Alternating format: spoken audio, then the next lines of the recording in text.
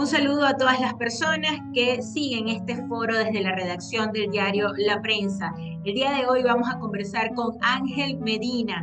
Él es politólogo y dirigente político de Primero Justicia y vamos a hablar con él todo lo que está pasando en materia electoral. Muchas gracias por aceptar esta invitación, señor Ángel. Gracias, Ana. Saludos a todos. Gracias. Bueno, el día que estamos grabando este foro, la líder de la oposición democrática, María Corina Machado, está visitando los estados andinos, Mérida, Táchira, y evaluando un poco las imágenes de lo que ha sido esta precampaña. Yo le pregunto, ¿qué análisis hace de esta precampaña electoral? Estamos a pocos días de que inicie oficialmente la campaña en donde María Corina Machado está recorriendo todo el país y el gobierno ha tratado de seguirle los pasos.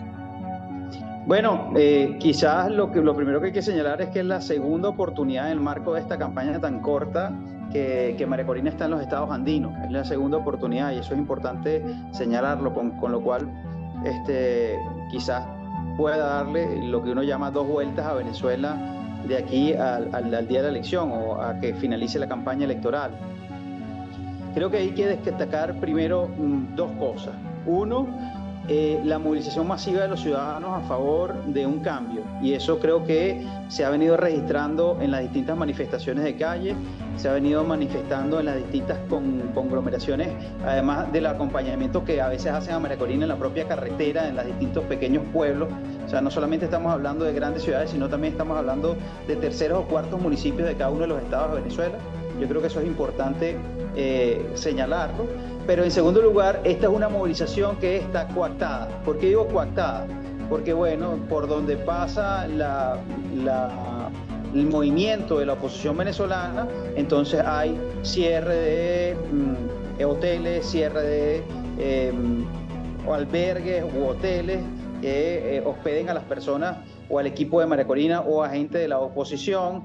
Detrás de eso viene entonces persecución a dirigentes específicos, especialmente de 20 Venezuela, dirigentes políticos, viene persecución a quien coloque cualquier logística para la movilización. Entonces, es como una movilización masiva en medio de una coacción.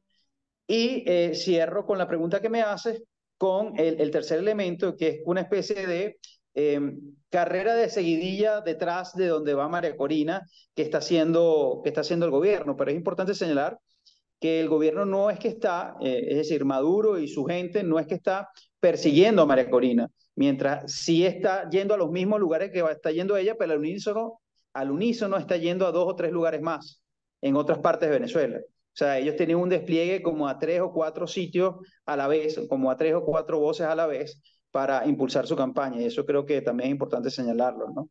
Ok. Mire, hay analistas que dicen que María Corina Machado ha basado su campaña en conquistar esa población que tiene un dolor profundo, un drama. Uno ve a las mujeres llorando por que sus hijos han migrado del país, a los jóvenes pidiendo el regreso de sus padres. ¿Qué connotación tiene este tipo de mensajes para el día de las elecciones? Mira, yo creo que al final el principio básico de la campaña busca es consolidar la mayoría. A ver, ¿y qué significa consolidar la mayoría? Yo lo digo en varias oportunidades, las encuestas de unos años para acá dicen que Nicolás Maduro o el gobierno tenía alrededor de un 20%, un poco más en las encuestas de apoyo, pero que el rechazo a Nicolás Maduro se ha venido manifestando en los últimos quizás 15 meses alrededor del 70%. ¿70% que es todo de la oposición? No. Entonces, creo que la campaña básica va en función de consolidar esa mayoría que rechaza a Nicolás Maduro y hacerla fuerza de la oposición. Eso busca es apuntalar ese 70% de descontentos. Claro, ¿cuál es el mejor vehículo en una campaña tan corta como esta? El vehículo emocional. Siempre lo ha sido en cualquier campaña. En todas las campañas, la emotividad, especialmente para los venezolanos, el voto es más emotivo que racional. Eso ha sido así siempre. Y obviamente esta campaña también está apelando a la emocionalidad. Pero la emocionalidad ¿desde dónde? Quizás una de las cosas que está buscando transformar la campaña, y esto es haciendo un análisis desde afuera, no desde dentro de la campaña, es especialmente tocar la emoción del dolor, ¿ok? Del dolor y del drama que vive el venezolano por mil cosas que pasan en la sociedad venezolana han pasado: diáspora, crisis económica, pérdida por motivos de salud, separación de familias, todo eso es un dolor. Pero la idea no es manifestar el dolor, la idea es que ese dolor se pueda transformar en acción. Y yo creo que ese es el paso, desde el punto de vista de la comunicación política, que trata de hacer la campaña: consolidar una mayoría y hacer que ese dolor se transforme en acción. ¿Cómo se transforma en acción? Saliendo a la calle a respaldar una opción política y también saliendo a la calle el 28 de julio para manifestarse a través del voto. Creo que eso es como un canal. ¿Y que eso agrupa a todos los venezolanos? No, pero es un motor muy importante, porque quizás cualquier venezolano que no se sienta, que de repente no sienta esa tristeza por haber que su familiar se haya ido, pero ve las imágenes y sí se conecta. Entonces conecta ese drama, esa separación, lo conecta con un sentido de acción y un sentido de acción esperanzadora. Quizás eso es como los conectores que se están buscando en este momento, pero no olvidemos que el principio básico de esto es consolidar esa mayoría que no está con el gobierno, ¿no? Mm. Ahora, señor Medina, ¿por qué Edmundo González Urrutia no ha tomado el control de esta campaña política? Hay personas que le reclaman un mayor protagonismo. ¿Podría haber algún tipo de cambio a partir del 4 de julio cuando arranca la campaña oficial?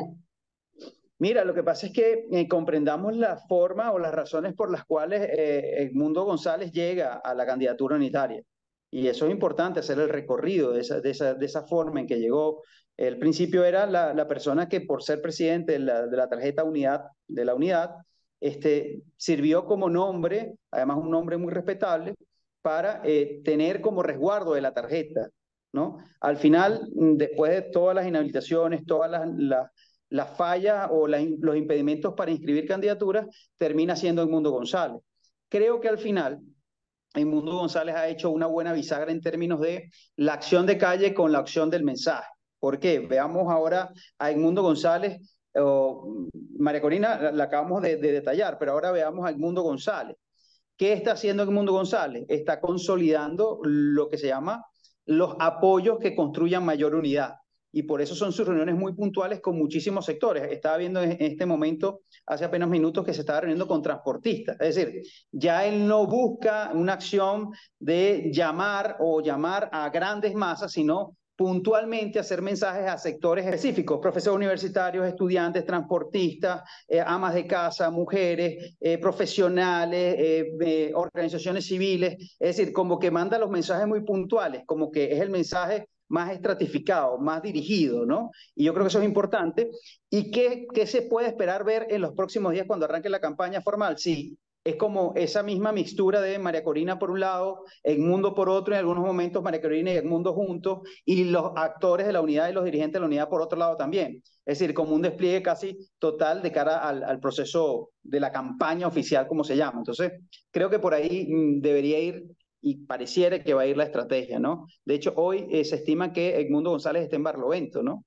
Ya ves cómo estuvo en La Guaira, ha estado Se en va otros moviendo. eventos de calle. Entonces, poco a poco como que va agarrando el despliegue, va a estar en Guayana también en los próximos días. Entonces, vas a ver cómo esto se empieza a diversificar en la acción de calle, ¿no? Sí. Ahora, hay quienes dicen que el efecto que está causando María Corina Machado es muy parecido a esa moción que en su momento, en el 98, causó Hugo Chávez. De hecho, Enrique Ochoa Antich, este dirigente político de izquierda, habla que el pueblo está cometiendo un error, está endiosando a María Corina, igual como lo hizo en el 98 con Chávez. ¿Usted qué cree sobre esto? Yo lo que creo, y es una tendencia, esto no te lo digo como dirigente político, sino te lo digo como politólogo, creo que es una tendencia errada hacer calcos de momentos históricos y de momentos políticos distintos. Si Mm. bien el momento del 98, tú pudieras decir, bueno, es que el 98 Chávez llegó y fue un fenómeno político, bueno, y ese se parecía a Carlos Andrés del 74, pero es que el año 74 era distinto al año 98, y el año 98 es distinto incluso al año 2012 y 2013 de Capriles, y el año 2013 y 2012 es muy distinto al año 2024 que estamos viviendo hoy. Y además la campaña es muy distinta, porque si bien la líder del proceso político es María Corina, el candidato oficial es Edmundo González. Entonces, es como una mixtura ahí que tiene que ser después analizada con más calma, ¿no? Estamos ahorita en el fragor del momento, en el momento caliente es como muy difícil sentarse a analizar este proceso como tal. Pero si algo tiene claro el proceso es que es un proceso que está movilizando a la gente, un proceso que está permitiendo que la gente manifieste su rabia, su descontento, que manifieste su desencuentro con quienes están en el poder desde hace mucho tiempo y además manifieste su deseo de cambio. Quizás eso es lo que está sorprendiendo con más fuerza en este momento a los actores políticos y a la sociedad. Es el despertar nuevamente de una sociedad que está volviendo a manifestarse. Acordémonos que en los últimos 4 o 5 años es una sociedad que además de la pandemia del COVID se fue como apagando en la manifestación política y hoy está volviendo y quizás eso sorprende, eso genera un impacto importante, interesante, pero que, repito, este momento político tiene sus propias connotaciones, tiene sus propias bemoles, tiene sus propias identificaciones y tiene sus propias dificultades y sus propias características. Ahora, señor Ángel, ¿qué evaluación hace del gobierno? Un gobierno que ya se adelantó a la campaña oficial. En Barquisimeto está llenando las principales avenidas con vallas publicitarias a favor de Nicolás Maduro. Bombardea en redes sociales con mensajes en contra de la oposición en los medios audiovisuales y se escuda con la ley resorte. Comete cualquier tipo de violaciones electorales sin que el árbitro electoral lo sancione. ¿Cómo ve usted la campaña que está haciendo el gobierno? Yo esta mañana colocaba en mi Twitter, bueno, hoy se llama X, colocaba un mensaje y es una de las cosas que te quiero comunicar aquí, ¿no? Es que esto no es una campaña de dos alternativas políticas que se confrontan en la arena electoral. No es así, eso no es de esa forma que podemos verla ni debemos verla. Esto es una campaña entre la opción política que representa a Edmundo González, candidato formal a la presidencia, contra el Estado y el gobierno. O sea, veámoslo de esta forma. La oposición se está confrontando contra Nicolás Maduro y todos los recursos del gobierno y todas las instituciones del gobierno. Y son dos cosas distintas. Entonces, al final lo que estamos teniendo es una carrera total y absolutamente desigual, donde una opción política, que es la de la unidad, trata con pocos recursos, con mucha coacción, con muchas limitantes logísticas, hacer campaña y llevar su mensaje en medio de un marco de censura y autocensura, como existe en el país, y de limitaciones a la comunicación, versus se hace su campaña contra alguien que utiliza todas las instituciones del Estado, todas las instituciones del gobierno, todos los recursos del gobierno, todo lo que tenga a mano desde el punto de vista institucional para hacerse valer de eso y darse alguna especie de ganancia o alguna especie de ventaja frente al otro. Entonces, esta es una carrera absolutamente desigual donde, repito, Edmundo está compitiendo contra el gobierno, no está compitiendo contra Maduro. Y el gobierno es sus instituciones, sus presupuestos, sus autobuses, su gasolina, su combustible, sus redes, su capacidad de comunicar, su capacidad de tener información de los ciudadanos, su capacidad de utilizar las instituciones a favor de una acción política.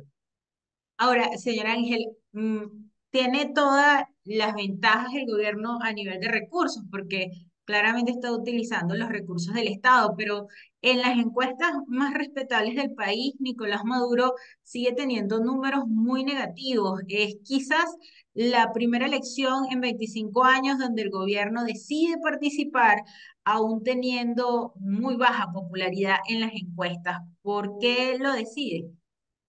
Porque no tiene otra opción. Es decir, porque tienen 25 años en el poder, porque ellos tienen un sentido de propiedad del poder, es decir, ellos llegaron ahí para no irse nunca, lo han manifestado, ellos lo han verbalizado. No es que yo lo interpreto, es que su verbalización de que ellos llegaron ahí es para no irse más nunca y por tanto ellos obviamente iban a postular para mantenerse en el poder. Sería un sinsentido no hacerlo desde el punto de vista político.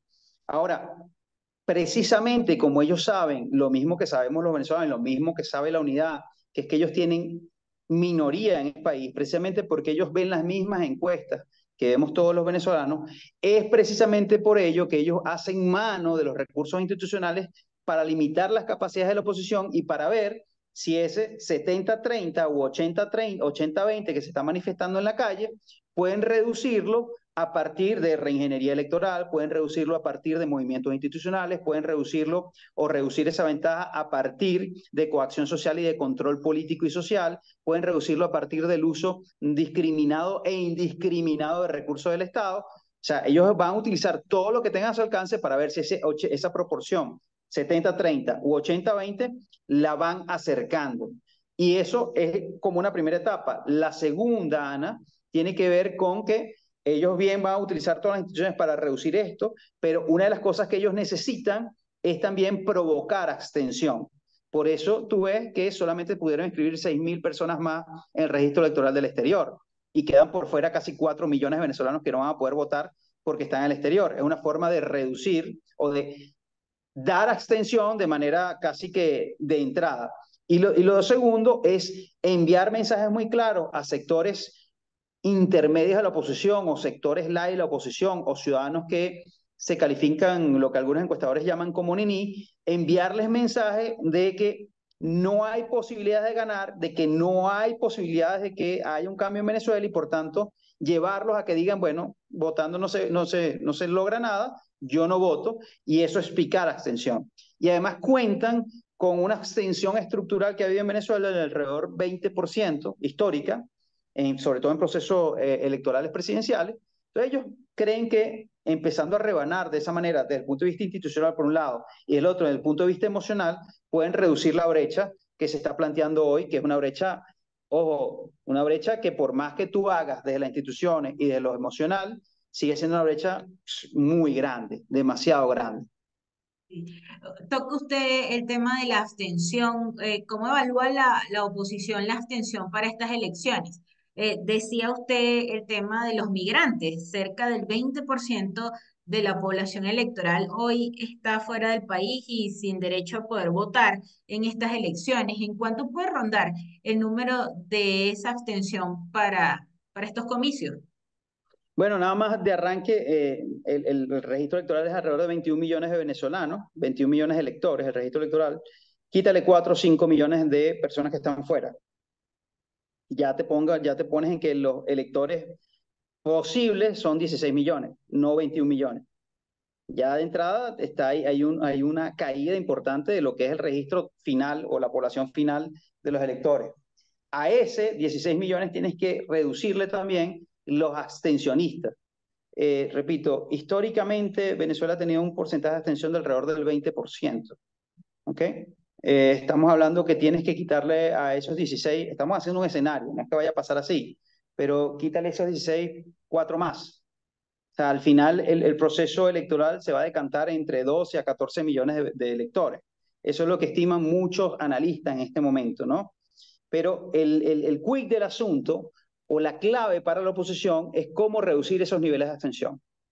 Y una de las cosas que escribía en mi blog, y lo pueden ver y está en mis redes, es algo que llamaba las dos claves de esta elección. Y una de esas dos claves era la participación masiva y efectiva. ¿Qué quiere decir la participación masiva y efectiva? Masiva en primer término, porque tiene que incluso buscar, la oposición tenemos que buscar romper incluso la abstención histórica. Eso ha pasado en otros momentos. Pero tenemos que apuntalar allá, a romper la abstención histórica para que la participación sea masiva histórica. Okay. Eso es lo primero. Pero cuando digo que tiene que ser masiva y efectiva, es por lo segundo, porque además el voto tiene que ser efectivo. Acordemos que el tarjetón electoral hay 13 candidatos, de los cuales esos 13 candidatos, 11 se dicen llamar de oposición. Además es un tarjetón muy grande, se tuvo que, incluso se va a ensanchar la pantalla, o se va a poner la pantalla más compleja, que si bien es un solo voto el que tú emites, cuando ves ese tarjetón con tantas tarjetas y tantas fotos, te puedes perder. Mucha gente, por ejemplo, también nos han dicho dirigentes políticos de base de los municipios cuando salen, y lo hemos visto también en algunos recorridos en municipios, mucha gente te pregunta, bueno, ¿y dónde estaba la cara de María Corina en el tarjetón? No es que es la mayoría, pero es algunas personas que buscan a María Corina y si no la consiguen, ¿qué pasa? Puede ser ese voto no efectivo. Y un tercer elemento que yo coloco aquí tiene que ver con las tarjetas judicializadas. Es decir, yo soy militante de Primera Justicia. Y lo mismo le pasa a Acción Democrática, a COPEI, a Voluntad Popular, ¿no? Son partidos que están judicializados ¿Y qué pudiera pasar? Y esto especialmente en militancias de mucha edad, militantes adecos o militantes copellanos, que están acostumbrados a buscar su color, a buscar su símbolo y a votar inmediatamente por el símbolo y el color. Pueden terminar votando no efectivamente porque voten por AD y voten por Copey. Y votar por AD y por Copey es no votar por Edmundo González. No sé si me explico con esto, si me doy a comprender, pero la clave de esto, una de las claves es la votación masiva y la otra efectiva. Y por eso es el empeño en enseñarle a la gente a votar, ¿no? Ok, fíjese, si volvemos a analizar el discurso del gobierno para esta campaña, hace horas Maduro denunció un plan de sabotaje del sistema eléctrico nacional y salió Delcy Rodríguez acusando a la oposición de querer derribar el puente de Angostura. ¿Busca el gobierno caminos para suspender las elecciones cuando queda poco más de un mes? Yo no lo sé, yo lo que sí te puedo decir es que haciendo el recorrido de lo que ellos han planteado como esquema de campaña, ellos están apelando al valor de la paz. Mm. Como te decía, nosotros estamos apelando, y ese valor de la paz se manifiesta en la emoción del miedo. A ver, para explicártelo, para tratar de explicarme. Ellos están apelando a decir que es con ellos que se garantiza la paz del país, que es con ellos que se puede mantener la estabilidad que hasta ahora tiene el país, que frente a ellos lo que está es una opción política que busca destruir los derechos de los ciudadanos, los pocos que se han alcanzado, y destruir la confianza y la paz que existe hoy en Venezuela. Entonces, es un terreno complejo, ¿no? Porque tú le preguntas a un ciudadano y yo no sé si los ciudadanos de verdad sienten mucha paz interior frente a lo que está viviendo. Yo creo que no. El ciudadano está estamos todos muy fuera de nuestro punto de centro de equilibrio por la crisis económica, la crisis social, lo que vemos, el abuso, etcétera, etcétera. Pero la campaña de Nicolás Maduro va en función de eso, de la estabilidad y la paz. ¿Y qué es la estabilidad y la paz? Bueno, si llegan ellos, aquí va a haber un caos. Si llegan ellos, es decir, Edmundo y María Corina, aquí va a haber una guerra. Y yo no quiero que haya guerra. Y por tanto te pido que votes por mí para que esa paz que hasta hoy existe se mantenga. O sea, ese es el planteamiento básico. Y bueno, yo no sé si ellos van a lograr que el miedo paralice a la gente, pero bueno, su objetivo está en eso. O sea, cuando tú revisas su campaña electoral, es claro que su objetivo es en eso. Por eso es que te dicen, ahí están cortando la luz, ahí están, cortaron las guayas del puente sobre el río Orinoco, el puente a Costura, ahí está, están planificando un magnicidio. O sea, ellos están apelando a decirle a los ciudadanos, especialmente, repito, hay un grupo de electores que se califica como niní. Quizás está en contra de Maduro, pero se califica como niní. No es que es sobradamente opositor. Entonces, quizás ellos apuntan a ese sector diciendo, bueno, si yo logro que este sector tenga miedo, ese miedo los paraliza o hace que voten por mí. Ok. Fíjate la apuesta, ¿no? Ojo, te hablo desde la lectura. Que esa apuesta les salga, no estoy muy convencido que la apuesta les vaya a salir, pero bueno, ese es el intento de ellos, ¿no? Sí. Ahora, politólogo, usted ha dicho que el venezolano tiene resiliencia democrática. Frente a cada obstáculo, la oposición ha tomado los correctivos y ha seguido adelante en la ruta electoral. ¿Los cambios a última hora que ha hecho el CNE no han desmotivado al electorado? Yo creo que los cambios de los testigos no es un tema que afecta al elector. O sea, los cambios de las reglas de juego en términos de la posibilidad de postular testigos no es algo que vaya a afectar al elector, porque no depende del elector, ¿sabes? No es que te estoy diciendo que te moví de centro. Como que una cosa que yo te diga, Ana, mira, Ana, en tu centro electoral el testigo que tiene que poner la oposición tiene que ser de ese centro. Y tú dices, bueno, será la oposición que se tiene que encargar de buscar el testigo, ¿no? Tú como ciudadana. Es muy distinto que yo te diga, mira, Ana, el centro electoral que tú votas, que me imagino que votas en Barquisimeto, el centro electoral donde tú votas, ahora no votas en Barquisimeto, ahora votas en Carora. Ahora no votas en Barquisimeto, ahora votas en San Felipe. Ahí sí se está afectando a ti, de manera importante. O mira, el centro electoral lo cambiamos, o sea, el centro electoral de 4 mesas, y ahora tu mesa específicamente va a estar en la base de Misiones General Zamora, que está a 7 cuadras de tu casa, que es de una misión Vivienda Venezuela. Y ahí sí te afecta a ti. Porque tú dices, bueno, si yo voy a votar por la oposición y tengo que ir allá, ¿cómo voy? Me da miedo ir, o no me da miedo porque no conozco, me cambiaron, etcétera. Pero este tema, volviendo al tema de los testigos, es un tema que es un reto para la estructura opositora, para los partidos políticos, para quienes postulan testigos. Y es un reto que, lo he dicho, debe tener una afectación, seguro va a tener una afectación, debe tenerla, es obvio que la va a tener, pero creo que aplica otra vez el principio de resiliencia democrática que hemos tenido en los últimos meses. A pesar de eso, yo creo que todavía queda tiempo para solventarlo y tener 100% de los testigos en todas las mesas. O sea, hoy la oposición se puede creer en eso que dicen algunos dirigentes políticos que tienen todo listo en su estructura de defensa del voto, cuando justamente quienes están a cargo de los comanditos por Venezuela o de la misma plataforma 600K no son necesariamente los que están al frente, no son partidos políticos con experiencia en mover maquinarias, porque prácticamente lo está dirigiendo Vente Venezuela, la sociedad civil y los partidos de la plataforma y otros que apoyan la candidatura del mundo que se unieron en los últimos meses.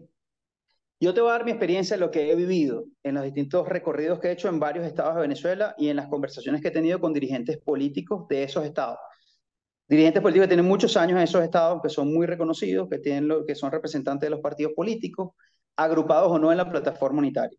Todos ellos están trabajando, todos ellos están colocando sus nombres, todos ellos tienen una radiografía casi que perfecta de los centros electorales, sobre todo cuando tú te vas a los responsables electorales de los partidos en los estados.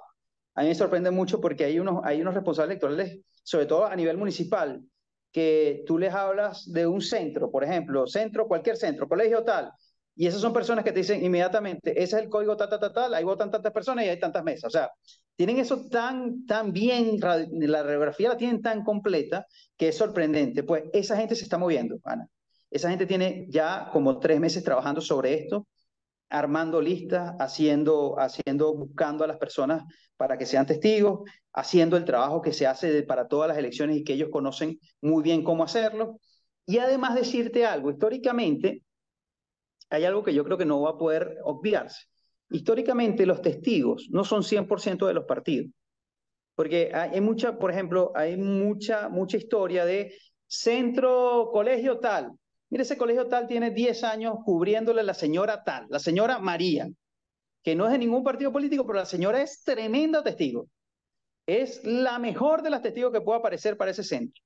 Y ella tiene 10 años en eso y ella conoce a los miembros de mesa, si no los conoce son sus vecinos y los va a buscar. Y ella sabe lo que tiene que hacer y no es de ningún partido político. Y ha trabajado en los últimos 5 o 6 procesos electorales de la oposición. Entonces, yo siento que esto es una mixtura bien importante que siempre pasa, esto no es nada nuevo realmente, siempre pasa entre partidos políticos, sociedad civil, pero lo importante es señalarte algo que creo que es importante que los que escuchen este foro lo vean, lo sepan. Los dirigentes locales, los dirigentes regionales, que son los que tienen más valor en un proceso como este, tienen ya al menos 2 meses trabajando sobre el tema de la estructura electoral. Y eso, oye, es un valor importante porque lo están haciendo, como dicen por ahí, con las uñas, sin ningún tipo de recurso.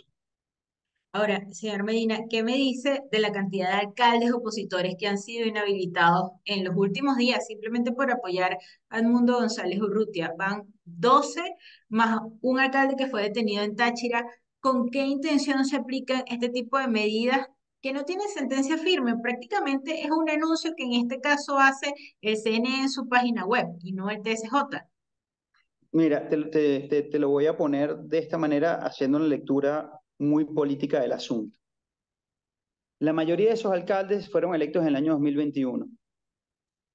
Acuérdate que una buena parte de la plataforma unitaria no fue a esa elección. O sea, varios partidos de la plataforma unitaria en el 2021 incluso llamaron a la abstención, ¿no? Y eso es importante saberlo. Entonces, la mayoría de estos alcaldes llegaron por alianzas distintas a la plataforma unitaria. Cuando tú revisas los nombres de los alcaldes, estamos hablando de nombres de personas que llegaron a esos cargos por alianzas distintas a la plataforma unitaria. Y quizás lo que está operando en este momento es lo que se llama literalmente un pase de factura a que si estabas en una plataforma y saliste electo por esa plataforma en el año 2021, ¿por qué decides cambiarte y apoyar la plataforma de María Corina Machado, la plataforma unitaria o la unidad o Edmundo González? Quizás pudiera verse esto como un pase de factura que se traduce en inhabilitaciones y se traduce en detenciones por delitos comunes, además.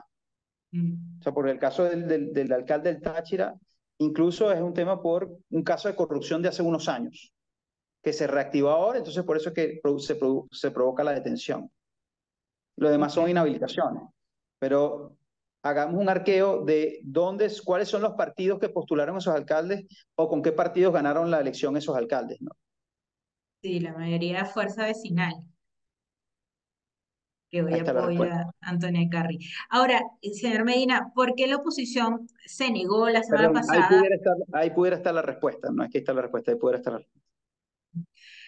Mire, ¿por qué la oposición se negó a firmar el acuerdo de reconocer los resultados con el CNE? Lo firmaron eh, casi que todos los candidatos menos Enrique Márquez y Edmundo González Urrutia. Hay quienes creen que era la posibilidad de que Edmundo iniciara un diálogo directo con Nicolás Maduro ante una eventual transición. Mira, yo para eso quizás habría que remitirse a las declaraciones de Edmundo, ¿no? A las declaraciones de Edmundo González, donde él dejó claro que ya eso estaba previsto en Barbados. Después manifestó que él no lo había invitado para esto. Me llama la atención que después el gobierno dice, no, es que, ¿cómo que no está invitado si eso fue público y notorio?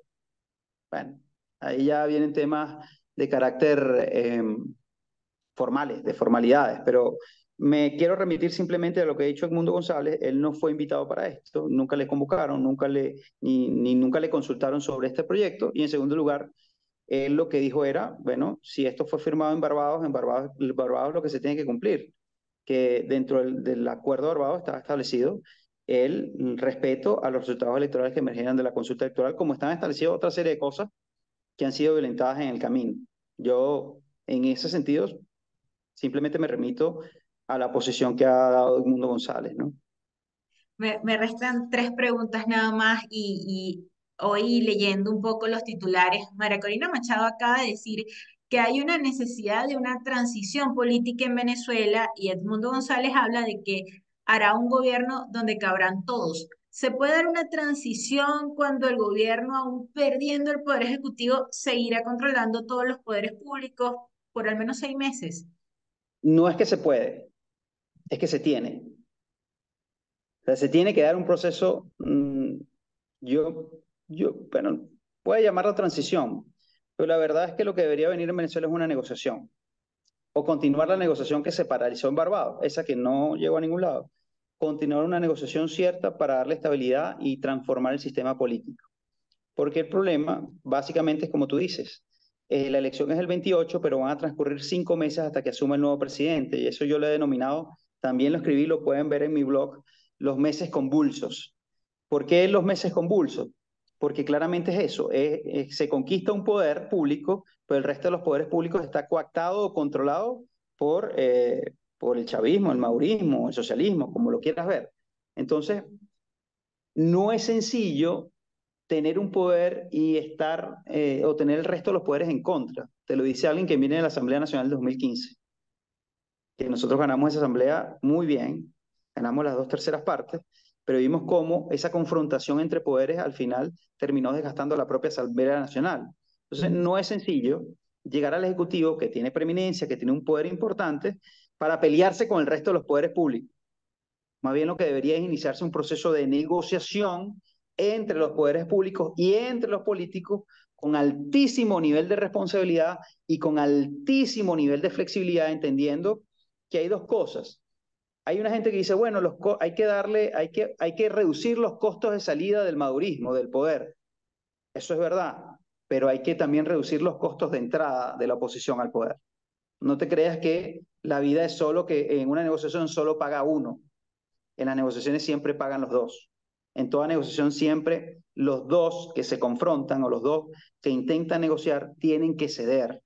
Y a veces ceder, y si nos vamos a la historia de América Latina, ceder implica costos altísimos para ambos mandos, incluso costos históricos. Y permíteme que me desvíe solo un momento. Veamos la transición chilena o veamos la transición de Argentina. Ahí todavía hay heridas que no se han cerrado después de 30 años. ¿Por qué? Porque cada sector tuvo que pagar unos costos muy altos para poder transitar un camino de estabilidad y de transformación del sistema. Quizás eso toca aquí también. Ahora, la política va a tener que demostrar mucha madurez, mucha altura, mucho sentido de Estado y mucha responsabilidad si queremos que esta transición tenga sentido, ¿no? Ahora, señor Medina, uno escucha, por ejemplo, el discurso del ministro de Defensa, Vladimir Padrino López, el 24 de junio, donde llama a votar por el antiimperialismo, prácticamente mandó a votar por el gobierno y habló de que los militares saldrán con un fusil a defender la paz el día de las elecciones. ¿Resulta amenazante este tipo de declaraciones para la oposición? Mira, yo lo que creo que no es amenazante para la oposición, o sea, el mensaje de Padrino no va para la oposición, el mensaje de Padrino va para la Fuerza Armada. Cuando él dice eso, él se está dirigiendo a la Fuerza Armada. O sea, él se está viendo el ombligo, no está viendo para el público general. O sea, la amenaza es directa a los funcionarios militares, o el mensaje para los funcionarios militares, más que la amenaza. Ahora, yo quiero resaltar algo que le escuché a Andrés Caleca, que fue rector del CNE y también participó en las elecciones primarias como precandidato presidencial. Él dijo algo que es muy sabio, lo dijo en una visita que tuve oportunidad de hacer con él a Guayana. Dijo, miren, aquí quien inventó el darle quien inventó eso de otorgarle el derecho al voto a los militares fue el mismo madurismo chavismo. O sea, el chavismo y el madurismo modificó la ley para otorgarle la capacidad de votar a los militares. Entonces, si un militar hoy tiene el derecho al voto, también tiene el derecho a escuchar todas las opciones políticas. Porque el voto de un militar, de un coronel, de un general, es el mismo que tuyo y el mismo que el mío. O sea, él no vota, su voto no es superior al mío, es exactamente igual. Ni mi voto como civil es superior al de él o al tuyo. Somos exactamente los mismos ciudadanos con el mismo voto. Cada uno de nosotros tiene un voto. Entonces, así como tú y yo, que somos civiles, tenemos el derecho de escuchar las distintas opciones políticas, ¿por qué los militares no tienen el derecho de escuchar las distintas opciones políticas si él tiene el derecho al voto? Y este es uno de los problemas que se está evidenciando en la dinámica del poder. O sea, lo que te quiero decir con esto es que la normalidad es precisamente que se ve hoy día que la conciencia del militar para votar también es una amenaza. Entonces, mírate las contradicciones en las que en la que termina entrando quienes están en el poder, producto de ese anhelo permanente de hacer hegemonía del poder, ahora entran en contradicciones.